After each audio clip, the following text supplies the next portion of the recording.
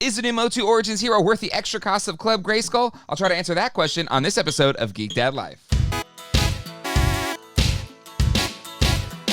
All right, we finally have a hero in the MOTU Origins toy line, and if you're watching this video and going like, who's Hero? Well, he's a deep-cut character. Originally, back in the 80s, Masters of the Universe was going to spin off into a Powers of Grayskull toy line, which would feature a new hero called Hero, and he was going to be the main hero of our story. God, this hero thing's gonna get old really quick. But anyway, the line was lagging at that point, and while we saw pictures of a prototyped hero, we actually never got one released back in the 80s. It wasn't until San Diego Comic-Con in 2009 that we got a SDCC exclusive MOTU Classics version of Hero that we finally got an official release for the hero character. Since then, Super 7 has made their own vintage style based off of that original prototype, and Mattel has recently done a hero figure in the Masterverse toy line. I actually did a review that compared that figure to the MOTU Classics figure. I'll put a link down in the description below if you want to watch that one later. But anyway, we are 5 years into Masters of the Universe Origins, and by my count, I think we're a couple years past when somebody said this line would be dead.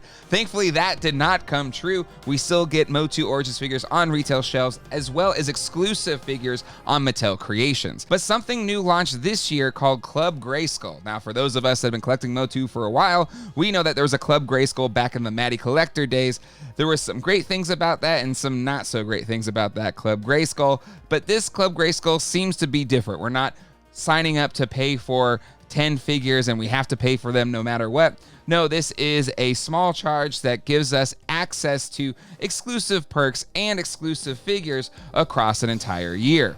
Now, I was kind of worried and kind of skeptical about this program, but my concerns were lowered a little bit when I saw it was only $9.99 for the entire year.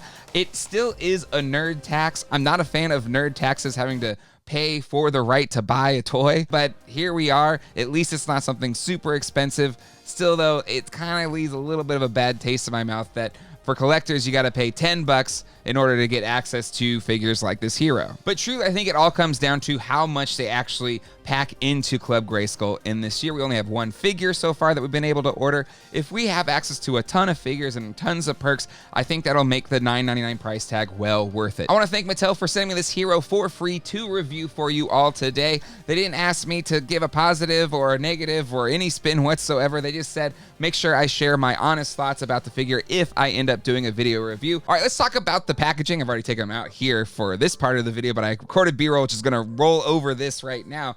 But I gotta say, I really dig this packaging. We never officially got Powers of Grayskull carded figures back in the 80s. There have been, mock-ups done of those cards. They didn't look like this to my understanding. I don't think they were like a slide-out box, but they've definitely pulled over that original Powers of Grayskull logo. I think it looks phenomenal. I love the kind of glowing green light of the Powers of Grayskull. I think it looks really cool.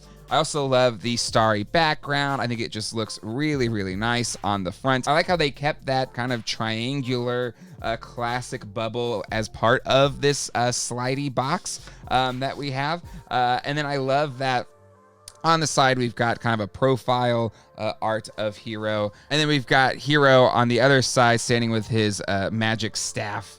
And then on the back, we've got some awesome art, which we've become accustomed to with MOTU Origins on Mattel Creations. And we have Hero battling against this multi-armed ox guy, whatever his name is. And then we got Shirella up here in the corner.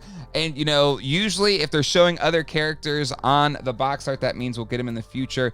During the Mattel Creations Revealed event, they mentioned that there will be 2 more Powers of Grayskull figures coming this year. If I had to bet, I'd bet that Shirella is going to be one of them. And then we also got a Club Grayskull branding right here on the bottom. So again, you got to pay the nerd toll to get this hero. This is the first of hopefully many Club Grayskull figures to make that $10 worth it. And then this was a little shocking to me that the bottom wasn't taped in. It actually started like sliding out once I unwrapped it from the tissue paper.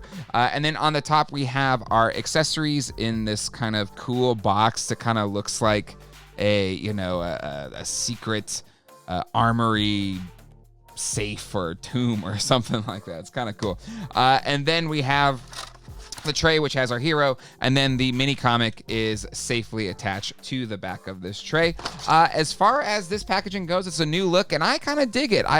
It seems collector friendly. I feel like I could put the hero back in this tray if I wanted to, and it gives it a bit more premium feel. That being said, I did think this little accessory box was really cool, but once you open it up, all it had inside this big box was the magic staff and nothing else. And if you have the MOTU Classics hero, this is my hero that I got at Comic-Con in 2009. We all know that he came with like an early version of He-Man's power sword, right? And it was part of the lore that hero originally had it, and it had like the powers of he or something like that. I'm not an expert in all of the mythology. I'm just remembering from back then. But I'm shocked that we didn't get this sword. It would have been cool to throw in a translucent blue sword with some sparklies in it. They already have the tooling done for the sword. I mean, it couldn't have cost that much more. And that kind of is indicative of my little nitpicks on this figure. On the whole, it's $20. It does carry a slight bit of a premium while the packaging is really nice. It's kind of light on accessories for the figure. So maybe it's because the VAC metal or the VMU or VUM, whatever they're calling it, on the figure costs a bit more. The fact that all he comes with is his magic staff and his cape, and I guess you could count his little forearm shields as accessories. That's a little lacking to me if we're doing a online exclusive figure. But again, maybe the VAC metal part was really expensive. And if I had to have the sword or the VAC metal, I'd go with the VAC metal. But still, it seems like we could have thrown in a translucent blue sword to go with this hero.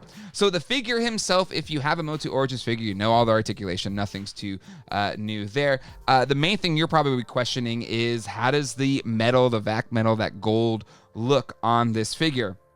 Because all the other heroes we've gotten so far have either been painted gold or it's been cast in a pearlescent-y gold plastic. And while the Super 7 one was kind of VAC metalized to my memory, this is the first time we've gotten an official Mattel-released hero with the gold VAC metal. Now, when I'm comparing it to the silver VAC metal figures we've gotten so far, it's not as bright, but I think that's just the color of the gold. So it's not going to be as reflective or almost like blinding in terms of its shine, but it still definitely looks VAC metal. It looks, almost like die-cast metal. So I think it looks really, really good. It's just going to come across darker to your eyes because gold is kind of darker than silver. So so again, pictures and stuff so far, it is coming across, I don't want to say dull, but maybe not as bright as some of the other VAC metal, but in hand it is definitely shiny. It definitely has that VAC metal look.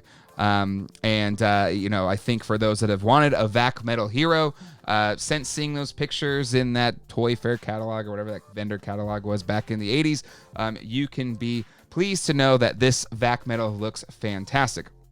Other than that, I kind of am a little, again, a slight nitpick. This is true to the vintage cape. While I don't mind the rubberized cape at all, like generally I think they look fine, I just don't like the way they attached it. This little kind of band, which on I think the original figure is going to be like a little string or something like that. But still, it just kind of flops around. So like when you're posing it and stuff, it just doesn't really like play well with like your different poses. It's kind of rigid on the top. And I feel like it may have cost a little bit more, but like finding a way to like attach it to the actual armor, kind of like the original, or not the original, the MOTU Classics version did, I think would have gone a long way to helping this cape look better. It just kind of doesn't really display all that well if you're moving around. If he's kind of just standing straight up, I think it's fine. And it's not the end of the world. It's a slight nitpick, but I just feel like we could have done some better engineering on the cape placement. But if they were going for, we want to make it as accurate to that original figure that never got released, then cool. That they accomplished that. But in practicality or in practical use, I think it's a little bit lacking. Something that's been kind of I don't say divisive, but people are split on their opinions is the head sculpt of this hero. He kind of has this little grin. That is straight from the vintage figure. I'll put a picture side by side so you can see it from that vintage figure. So while it doesn't have that kind of more stoic look that the MOTU Classics figure had, which I think is probably more appealing to adult collectors, I don't mind that he has this kind of cheesy grin because it's true to the vintage figure. That being said, it's up to you if you think you like that or not. Maybe that opens the door for some customizers, or maybe we'll get different versions of Hero in the future that give us some different profiles or portraits for us to utilize with this figure. Again, like an exclusive, maybe add $5 and throw in some heads and some extra accessories, and we could have gotten kind of the ultimate quote-unquote hero. But alas, we got this grin. I don't mind it because this is echoing the vintage figure. But again, I think your mileage may vary depending on what you prefer out of a figure in your collection. And then the one accessory he gets is his classic magic staff. And while I think it looks good, I'm a little concerned at how stiff, at least my example, is for these little clasps that kind of come up and cover the magic orb. It's very, very stiff, and I'd worry about this plastic snapping. Like, even as I'm trying to do it here, it is stiff. And so it's great when it's open because, if you have, the vintage MOTU Classics one, it's very, very floppity. But it's also concerning how stiff it is because now I'm worried that maybe it'll break if you try to open and close it too many times. So it's kind of like a lose-lose scenario, but maybe there could have been a slight, not as stressful medium to make sure that these kind of lock in when they are fully open. All right, so this figure was $20, and you had to pay $9.99 to get Club Grayskull. So all in, you're $30 if you only got this figure. Now, again, I know that $10 will be kind of evened out and lessened over the course of the year if you are buying more MOTU figures. But if this is the only one you buy, was it worth the $30? I don't think so. While the packaging is really nice, I think the lack of accessories, maybe lack of different portraits and head sculpts that you could have utilized makes it not quite worth the $20. But if you even out that $9 over a hopeful, healthy amount of releases that we all want, I think then that Club Grayskull $9.99 won't sting as much. But off of the first figure, it's going to sting, and then we'll have to wait to see, a year from now, if at that time we got enough figures that were worth that $10, and then I assume they'll probably want to do it again next year, and then we'll have a greater understanding of, hey, okay, I want to spend this $10 or I don't want to spend this $10. But that being said, I think this hero figure looks great. If you want kind of a vintage style hero, which is what MOTU Origins usually strives for, I think you get exactly what you want. I know that while I have had the Super 7 hero, this is the one that will be displayed proudly in my MOTU collection, and it's great to finally have this figure that years ago on the internet that I saw for the first time. I was like, oh man, I really want that hero. Now I can finally say I have this vintage style MOTU Origins hero in my collection.